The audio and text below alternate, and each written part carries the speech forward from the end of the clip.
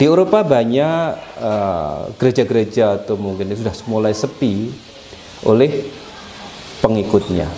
Artinya apa? Karena melihat tatanan kehidupan beragama di dunia ini semakin terjadi kekacauan. Maka ini adalah bisa dimungkinkan sekali bahwa ketika agama itu tidak melakukan tiga hal tadi, saya katakan tadi, triloka, tidak menyawiji tadi itu, maka akan hilang. Bahwa kita ini akan berhasil secara spiritual gampang. Tadi, sehari-hari Anda hidup jujur enggak? Sehari-hari Anda rendah hati enggak? Sehari-hari Anda kerja keras enggak? Tidak ada yang instan.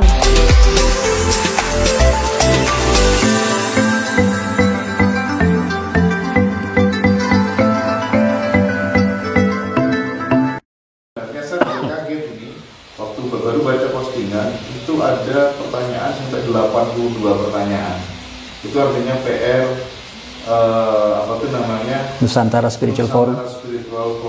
Dan respect dari saudara-saudara kita sangat luar biasa. Matur sembah nuwun. Pertanyaan yang pertama begini, Pak. Apakah di masa depan nanti semua doktrin-doktrin agama di dunia ini akan ditundukkan oleh kemajuan iptek, dan bagaimana perkembangan agama-agama tersebut? Apakah masih banyak pengikut atau lambat laun semakin ditinggalkan karena orang pada lari kepada jati dirinya? Itu yang pertama ya. Nah, ini yang kedua ya, agak tantangan ini.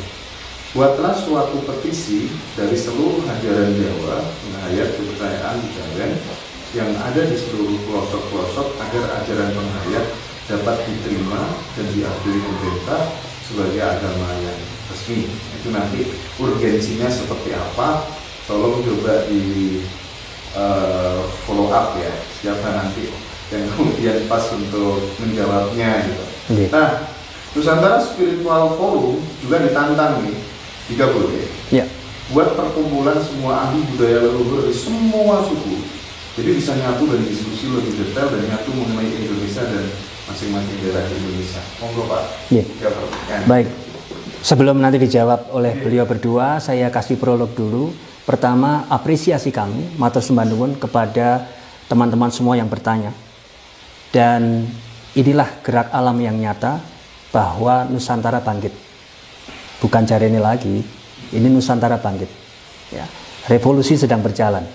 Terbukti dengan banyak pertanyaan, artinya banyak jiwa yang merindu dan bangkit. Ya, itu. Nah, saya persilahkan kepada yang Kawi dulu untuk menjawab. Tadi ingat ya pertanyaannya ya, ingat ya. Yang pertama, nomor 2 sama nomor 1 lupa saya. Nomor satu tuh. Nomor satu itu terkait ini ya, apa tuh namanya, doktrin-doktrin agama. Oh iya, udah. Oke. Teknologi semakin maju, peradaban terus berkembang.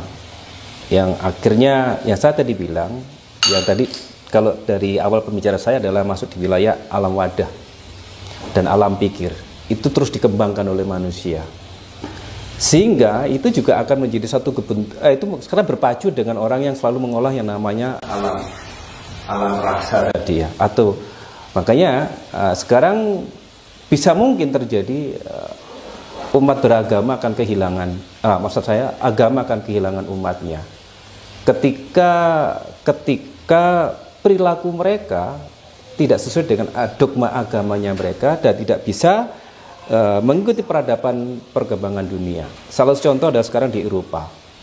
Di Eropa banyak gereja-gereja atau mungkin sudah mulai sepi oleh pengikutnya. Artinya apa? Karena melihat tatanan kehidupan beragama di dunia ini semakin terjadi kekacauan. Padahal inti dari agama itu tidak kacau. Itu tidak artinya agama itu kacau. Artinya agama sebenarnya adalah menciptakan sebuah tatanan manusia yang tidak terjadi kekacauan, tapi fakta kontradiktif. Itulah akhirnya bisa dimungkinkan akan terjadi seperti itu. Maka ini adalah bisa dimungkinkan sekali bahwa ketika agama itu tidak melakukan 3 hal tadi, saya katakan tadi triloka, tidak menyawiji tadi itu, maka akan hilang. Dan itu adalah sebuah kesempatan bagi kita sebagai bangsa Nusantara, supaya kita bisa berkembang. Maka kembali lagi ke jati diri kita tadi, kembali ke titik itu lagi yang saya sampaikan tadi. Mengenai petisi tadi, apakah memungkinkan bahwa lalu ada legitimasi formal akan kepercayaan? Iya, di negara kita sebenarnya dari pasal 29 ayat 29 ayat 2 itu Undang-Undang Dasar 45 itu, di sana selain agama adalah negara juga mengakui warga yang kepercayaan kepada Tuhan Yang Maha Esa. Memang di situ waktu sekitar tahun 54 negara sudah membuat himpunan sebenarnya di sana, dari mulai kebatinan, himpunan kebatinan hingga sampai himpunan kepercayaan kepada Tuhan Maha Esa. Jadi kalau Romo Bibi ingat, tahun zamannya Orde Baru dulu ada namanya mimbar kepercayaan kepada Tuhan Yang Maha Esa. Artinya apa? Negara mengakui itu. Tetapi kenapa sekarang sudah karena mereka sudah mulai terpinggirkan. Karena ya mohon maaf, mungkin banyak yang para sepuh-sepuh yang sudah meninggal dunia, atau mungkin juga ajarannya belum membumi. Perlu diingat bahwa di seluruh Indonesia ajaran penghayat itu kurang lebih 189 aliran. Maka ketika kita sampaikan satu titik itu butuh kesepakatan dari kelompok itu yang terdaftar. Yang ada Menkumhamnya saja 189. Apalagi yang di luar itu, saya tidak tahu dari Jawa Dwipa sudah ada Menkumham itu belum. Maka jumlah dari aliran Kawaruh Jawa itu jumlahnya atau penghayat itu jumlahnya banyak sekali. Maka ini butuh yang namanya suatu bukan petisi, tidak bisa kita tiba-tiba melakukan petisi tanpa adanya satu musyawarah pertemuan bersama mereka. Karena dari banyaknya penghayat itu sendiri itu enggak semua murni. Ada mohon maaf kalau mungkin di Kalimantan teman-teman kita yang dari Kahariangan mungkin bisa katakan ada di ajaran leluhur paling murni, bisa katakan begitu. Atau mungkin saudara kita dari Sunda Wiwitan itu juga mengatakan aku paling murni. Atau mungkin dari suku mohon maaf dari ajaran Samin mungkin juga begitu. Tapi yang lain juga bisa katakan tidak, karena ada nama ada sinkronisasi atau sinkretis antara agama dan budaya Jawa itu juga terjadi di depan kita. Salah satu misalkan seperti Pamu itu Purwo Ayu Mardi Utomo itu ajarannya ada sebagian memang bersinkronisasi dengan agama tertentu. Artinya apa? Tidak mudah tiba-tiba kalau kita katakan bahwa penghayat adalah sebuah agama baru, itu juga tidak mudah. Maka butuh yang namanya lebih banyak kehati-hatian, kita banyak diskusi dan rebukan atau mungkin bahasanya kisuran cangkruan dengan banyak elemen, sehingga nanti bagaimana pemerintah bisa tentunya dengan pemerintah tentunya, sehingga kita bisa menentukan sikap penghayat ada di mana. Apakah hanya penghayat saja, apakah kita sebut namanya penggiat budaya, ini cakupannya lebih luas, akan seperti apa. Nah ini butuh rumusan-rumusan yang cukup matang, dan tentunya kami sangat membutuhkan ahli-ahli dalam alih bahasa sehingga tidak terjadi tabrakan antara budaya dengan agama. Karena dalam undang-undang kebudayaan sendiri sudah ada namanya Undang-Undang Kebudayaan Nomor 5 Tahun 2017, itu sudah ada perang-perangannya. Ada tujuh elemen di sana. Salah satunya adalah bahasa, cara hidup, sosial dan teknologi, dan juga kesenian, dan juga ada yang namanya kepercayaan. Jadi saya kira kalau kita berdasarkan itu sebenarnya sudah cukup aman. Bahwa penghayat adalah di sini. Jadi penghayat dalam arti ini adalah bisa penghayat murni, bisa disebut adalah penghayat yang kita sebut campuran. Tidak perlu, mungkin bagi saya tidak perlu kita harus disamakan, karena dalam yang penting adalah eksistensinya. Sudah. Karena gini, negara kita di Indonesia punya undang-undang khusus. Sebuah kepercayaan bisa disebut sebuah agama apabila itu memenuhi beberapa syarat. Salah satu adalah dia harus punya nabi, dia harus punya Alkitab, dia harus punya hari besar, dia harus punya tempat beribadah, dan harus ada di 5 negara. Ya, artinya kalau kita misalkan kita bayangin saja kalau aliran kepercayaan tadi itu dijadikan agama, ada katakanlah 180 aliran, maka akan terjadi 185 atau barangkali agama. atau barangkali malah supaya tidak terjebak formalitas. Iya. Spiritualitas itu biarkan saja eksis menafasi tanpa harus legitimasi atau dikemas begitu ya. Betul, supaya setuju. fleksibel, luas dan selalu bisa mencahayai semua. Gimana? Saya setuju itu, itu. Mungkin saya menambah sambung ya. dengan apa yang terjadi yang saat ini pertanyaan ini Ya. pas Mas. Ya. Jadi pada waktu jenengan rawuh serasian HPK nasional yang di Gedung DPR. Wonten Gedung Dewan. Nggih. Ini adalah dua elemen besar arah HPK sama MLKI. Mungkin bisa dijelaskan singkatan apa begitu ya? Supaya... Jadi HPK adalah Himpunan Kepercayaan kepada Tuhan Yang Maha Esa. Lalu yang satu lagi juga mewadahi orang-orang spiritual, orang-orang kepercayaan tadi wadah-wadah itu ya mereka itu singkatan dari Majelis Luhur Majelis Luhur Kepercayaan Indonesia. Nah, HPK ini ada sebagian Mas yang kemarin juga mengadakan seran itu mau mengarahkan ini ke Departemen Agama. Otomatis ada persyaratan-persyaratan yang tadi dikatakan oleh Dimas Indratma tadi. Paling tidak itu yang saya pahami paling tidak ada 5 negara. 5 negara. Padahal kepercayaan itu saya yakin itu cuma ada di Nusantara. Sedangkan yang lainnya enggak. Sedangkan itu aturan itu kita masuk ke Departemen Agama itu kan ya Indonesia, Nusantara, kenapa harus diakui di 5 negara? Inilah bedanya. Lalu yang kedua, bahwasanya setelah kita survei, kita melacak, mereka benar-benar setelah kita tanyakan satu persatu, mereka tidak berani melepas identitas yang di KTP. Karena kita harus punya anggota. Di KTP berani nulis saya kepercayaan atau saya ada Sabto Dharma atau apa. Nggak ada yang berani. Terus piye? Sopo? Nah, ini memang yang ditanyakan pemerintah di Departemen Agama. Nah, karena kepercayaan mereka jawabnya ya Mas ya, dari kita itu percaya dari masing-masing yang kita sudah anut agama itu. Ini percaya. Nah, dikuatkanlah di wadah ini sehingga ini merupakan budaya Nusantara. Nek bagiku orang ngurus gitu, yang penting laku nih.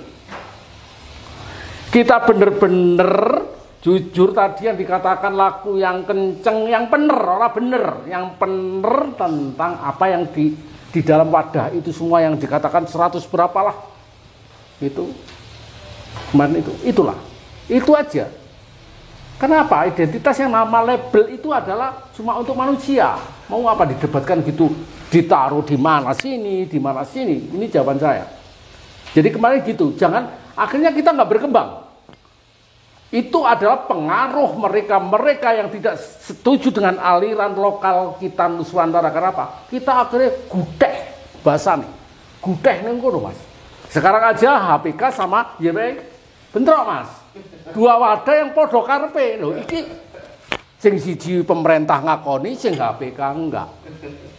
Mari ngono sing kene ngotot padahal biar sak kanca rangkulan dadi ketua pusat situ nyekel HPK situ ngene saiki karena perkara dhuwit sing ngene pecah. Mari ngono HPK dhewe-dhewe sekretarisnya enggak dipercaya ambil ketuane. Nah gitu. Ini lek noto dhewe ora bener nggih wadah-wadah dhewe nggih omah-omah dhewe ora iso. Prabote lan terus njaluk saya harus di sini. Piye Mas? Inilah kita harus introspeksi jare Mbak tadi. Ojo nyalano wong aja. Ya awake dhewe boleh introspeksi ngojo. Iya ya aku sik gurung iso ngene. Sing penting apa? Jujur atine jati dirine Nuswantara dudune. Ki Surya tetep ya tidak akan berubah saya sebagai orang Islam dan saya moderat Pak Dudono wis Islam saya dari Muhammadiyah, tapi aku nih Gusti Allah dilahirno ning Jawa Dwipa Jadi Islamku ya Islam Jawa Dwipa ya Mbah ya. Bener ini loh. Nggih. Benar itulah Ya. itu. Jadi Oke, baik. jadi tuntunan itu yang penting adalah kawruh karo dan laku itulah ndudono ciri khas kita kalau menginginkan Nuswantara Jaya. Baik. Matur nuwun. Nggih. Iya, saya juga mau menjawab tiga pertanyaan tadi. Semoga cukup tercover ya. Tadi sudah disampaikan beberapa. Yang pertama, kita tidak perlu khawatir tentang perkembangan sains. Justru spiritualitas itu tadi disampaikan optimal seluruh pikiran dan rasa dan jasad itu semua optimal, sehingga perkembangan sains itu tidak perlu dikhawatirkan akan mengurangi atau justru membunuh pelan-pelan kepercayaan. Justru sebaliknya, sekarang fisikawan modern itu sudah menemukan observasi ilmiah mereka secara empirik, menemukan bahwa akhirnya kebenaran itu ada pada spiritualitas. Silakan baca banyak buku, contohlah Greg Braden dengan The Divine Matrix misalnya, ya. Mereka dari hasil penelitian ilmiah akhirnya mengakui akan hal-hal yang sifatnya itu di luar nalar, kejadian-kejadian fenomena alam yang selama ini dianggap di luar nalar. Mereka akhirnya mengakui itu secara ilmiah, dan pemahaman ini menjadikan heboh paradigma barat. Mereka semakin goncang, dan akhirnya sekarang mulai gelombang mereka yang intelek itu dalam kapasitas internasional ya, mereka semakin menuju kepada timur, khususnya Nusantara, untuk belajar tentang kearifan spiritual ya. Jadi ini tidak ada kekhawatiran sama sekali, justru seperti itu. Terus yang kemudian apakah agama nanti kemudian lama-lama tidak ada penganutnya? Tidak juga. Karena apa? Spiritualitas itu adalah esensi dari seluruh ajaran, baik kepercayaan maupun agama. Contoh, ada seorang wali besar ya, di abad 20 ini. Beliau mengatakan, Gus, kula dipun tangleti wong sing nika ngomong ngaten, sing niki ngomong ngaten, kula kedah dos pundi? Ya. Saya ditanya oleh orang, pendapat orang sana A, pendapat sana B, ya. Itu saya harus bagaimana? Jawaban beliau ada 4 poin. Ini seorang kiai, ya, Al-Arif Billah, ya. Beliau mengatakan begini, sing penting emut dumateng Allah. Yang kedua, mboten rumangsa langkung sae, langkung suci, langkung soleh tinimbang liyane. Yang ketiga, mboten sempat ngelirik eleke maksiate wong liya. Yang keempat, kalih sinten-sinten gadah manah sing sae. Bukankah ini adalah spiritualitas? Begitu ya. Artinya ada mayoritas pemeluk agama yang kembali rindu kepada esensinya, yaitu spiritualitas. Jadi ke depan itu Pancasila ini akan menaungi seluruhnya yang merindukan tujuan inti dari masing-masing ajaran kepercayaan dan agama. Mereka beragama atau berbudaya atau berkepercayaan dengan laku yang ening sesungguhnya, ya. Jadi kemudian indikasinya apa? Bahwa kita ini akan berhasil secara spiritual, gampang. Tadi, sehari-hari Anda hidup jujur enggak? Sehari-hari Anda rendah hati enggak? Sehari-hari Anda kerja keras enggak?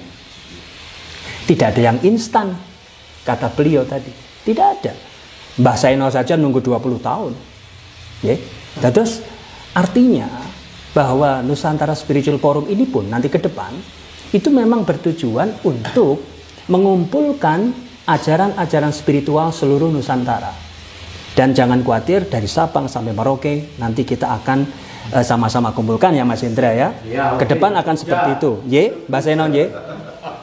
Sudah yang jelas tadi intelektualitas tanpa spiritualitas akan kering. Spiritualitas tanpa intelektualitas akan salah arah. Ya. Nah, kemudian ini banyak tokoh-tokoh dari kampus yang akan gabung dengan Nusantara Spiritual Forum. Mereka dari tokoh akademisi ya, nanti akan berjumpa, bersilaturahim, ya, rukun guyub dengan para praktisi lapangan, ya. Mereka sama-sama akan merumuskan banyak hal untuk kebangkitan Nusantara. Paling tidak adalah vibrasi getarannya ini yang sudah jelas membangkitkan kita semua. Jadi gini ya, yang Bung Karno itu matur Ngendikan, ya, kalau ngendikan kan cuma untuk seseorang. Ini matur di dalam sabdo. Nah, sabdo. Jadi agama, kepercayaan semua saya paham, Nuswantara saya paham Jawa. Ini tanpa gandeng dengan budaya, bagaikan kapal di lautan yang lepas tanpa nakoda, terombang-ambing. Inilah yang menjadi cam kami semacam itu. Sehingga tetap saya pun tadi mengatakan saya adalah agama yang ini, tapi tetap budaya. Sehingga ada nakodanya. Budaya adalah nakoda dalam paugeran saya. Karena Islam itu ada 2 kitab sucinya. Dari 30 juz dibagi 15-15, yaitu vertikal, hablunallah.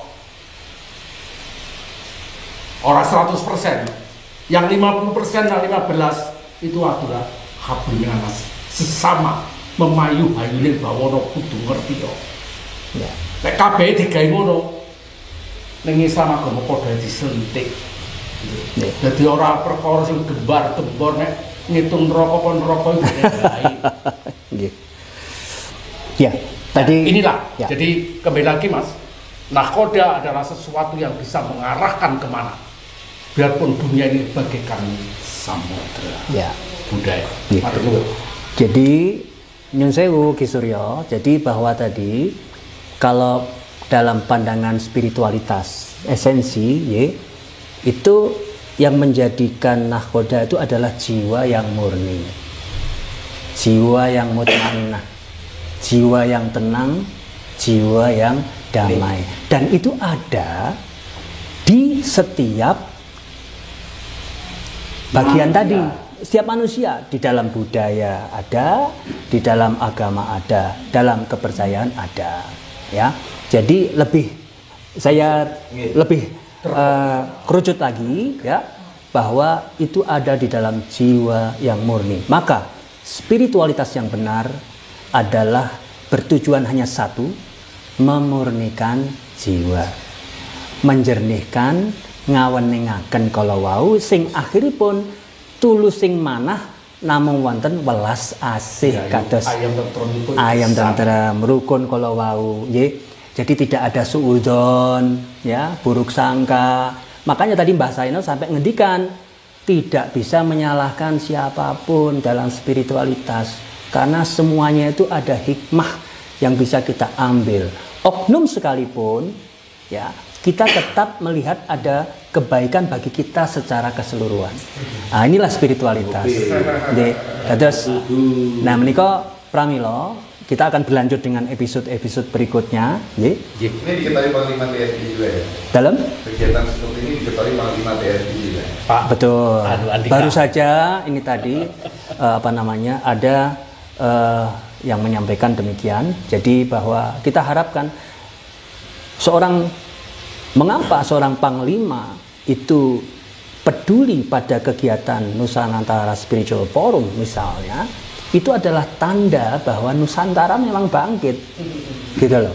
Pucuk-pucuk pimpinan kita itu mulai dari presiden, ya, panglima, itu mulai untuk memperhatikan gerak spiritualitas ini. Tinggal satu langkah, kita semua menjaga kemurniannya, menjaga kemurniannya, tetap jejak, leres, laras, Tatak, tanggon, rukun.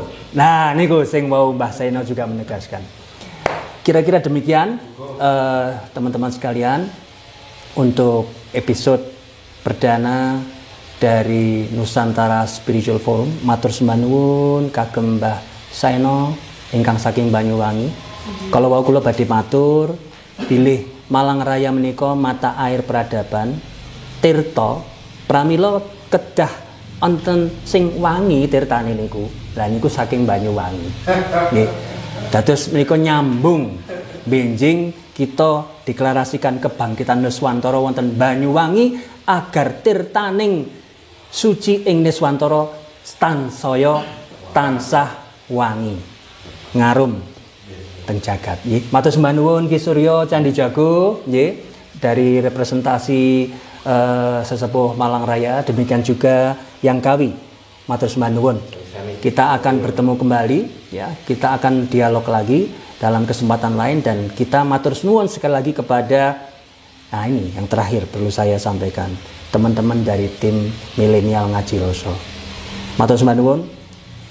Milenial membawa dorongan-dorongan ke arah kerinduan jiwa ini adalah tanda bahwa pencerahan dari, kalau bahasa agamanya itu adalah Kristus turun ke muka bumi, pencerahan ruhaniah itu akan terjadi. Bahasa lainnya adalah satrio-satrio pinandito yang mulai bermunculan, satrio piningit yang tidak lain adalah jiwa kita masing-masing, jiwa-jiwa anak muda. Makanya di surga tidak ada orang tua, yang ada anak muda, karena selalu happy, selalu nyaman, selalu jernih dan tulus, tidak ada beban. Nggih. Matur sembah nuwun. Saya Wibi Mardika. Sampai jumpa di Nusantara Spiritual Forum berikutnya. Wassalamualaikum warahmatullahi taala wabarakatuh. Shalom, salam sejahtera, Om Santi Santi Santi, Namo Buddhaya, salam kebajikan, Rahayu, Sagung Tunatu.